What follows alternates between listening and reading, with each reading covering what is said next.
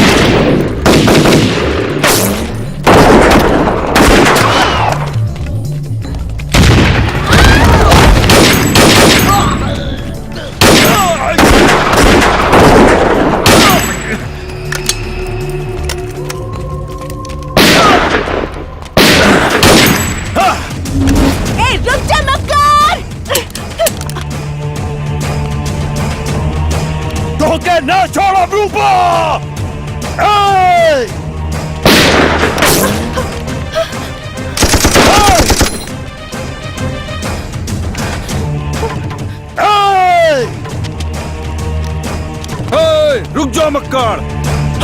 चलो भागा संजय, भागा भागा!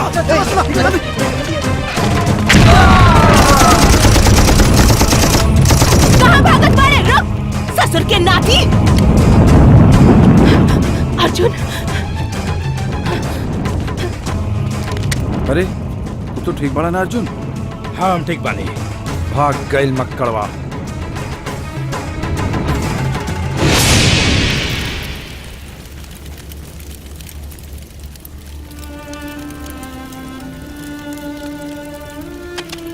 अभी दिल में केहू दूसरा जगह ना बना पाई।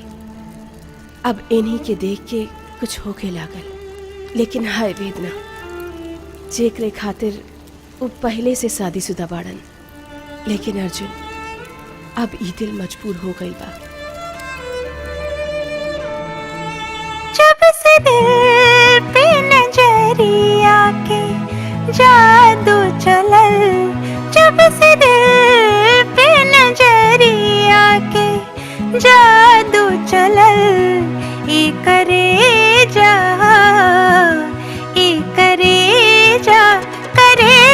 जा में समा गईला तू, ई करे जा में समा गईल तू।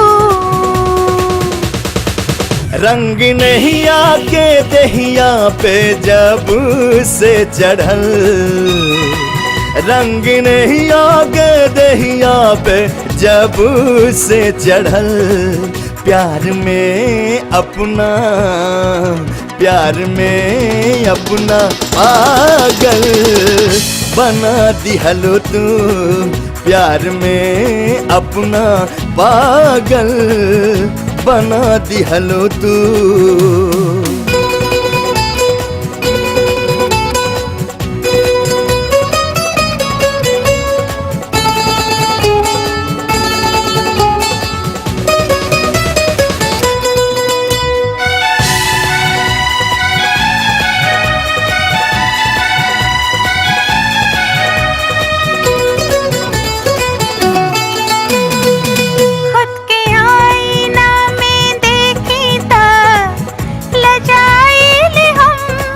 चांद में रूपवा निहारी ले हमके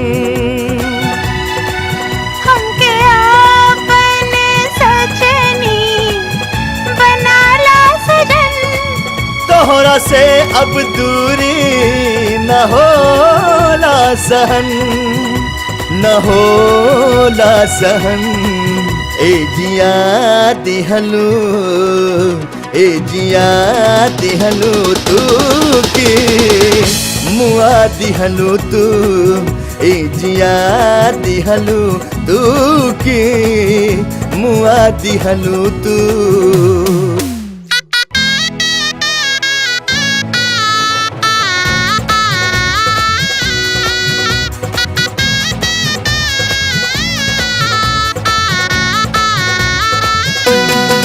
हर जन्म में आपन बनाइब तो है दिल के आपन चीर के बसाइब तो है जब से जिंदगी में आइलू आइल बहार प्यार तोहसे अतना बा दे जिंदगी तोह पे वार दे जिंदगी तोह पे वार दिल में हलचल दिल में हलचल ए राजा मचा देला तू दिल में हलचल ए राजा मचा देला तू दहिया के दहिया पे जब से चढ़ल प्यार में अपना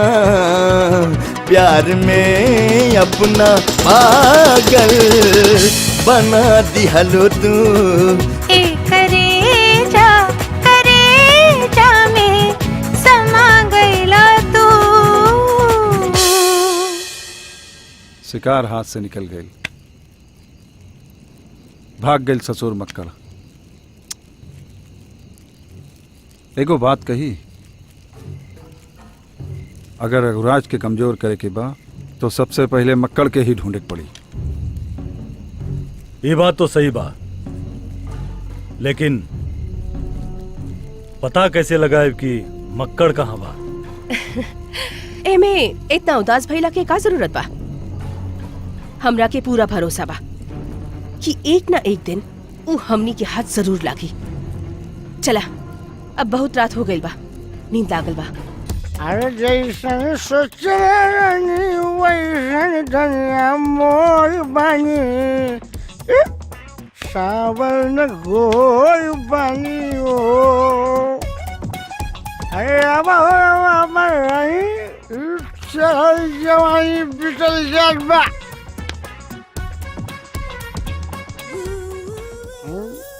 लागत कोयल कुकर बिया गोरा लाग गई बा। आवा हो हमार कोयल कहाँ पर अरे अरे हमार कोयल कहिया हमारा बगीचा में चाहत। अच्छा तो काहे ना हमरा के बुला ले रहनी, दर्शन करके धन्य हो जाए। हाँ तो गुलरी के फूल बारू तो हाथ दर्शन करके हमारी जिंदगी तार जलेनू। अच्छा अच्छा, ये सब तो ठीक बा, बाकी हमारी एगो सहेली के जान बड़ी मुसीबत में बा। तार बड़का साहब कहाँ बड़े? अरे साहब के बड़ा पूछल बारू, कबो हमारा के पूछलो। एक बात बतावा, तू अपन ड्यूटी में कोनो दूसरा की ड्यूटी करबा का? अरे हम अपना ड्यूटी के पाबंद बानी। तो हमू अपन ड्यूटी करत बानी। हाँ? का तो हर महिला हवलदार में भर्ती होकर का है भाई? बस ये समझ ला। अरे राजा सब तो दोनों जना मिलके काटल जाई चानी दोपहरिया बड़ा मजे से बीती। वो सब तो ठीक बा, बाकी ये बतावा तार बड़का साहब कहाँ बड़े? साहब तो ना हमें बतावा कौन कहाँ बा? ये ला चिट्ठी, बड़का साहब आई है तो उनकरा के दे दी है। अरे डकिया रानी, कबो हमारो चिट्ठी पहुँचावा ना।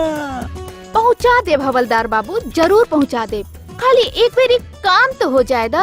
अच्छा ही बतावा कब आइबो फिर? अब जब तू हमरा दिल के घंटी बजेबा तब। अरे